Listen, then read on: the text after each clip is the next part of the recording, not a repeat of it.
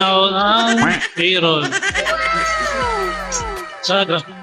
Na, ayuda. Okay, step 3.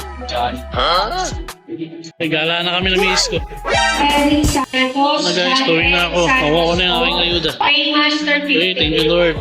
What the fuck? So yan po guys. Dahil nakuha na namin yung aming ayuda sa class. And thank you, Diyos subdo na Diyos. Gagala muna kami sa mga ng aking misis. Family. Agad. Bonding with my wife. Yun. So ulit tayo mamaya. Kwento tayo mga Daddy B.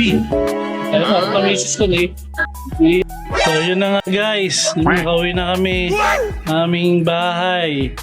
Namiss ko si Baby Sapphire. Baby! Ayun o. Iniwan ka ba ng daddy ni Mami?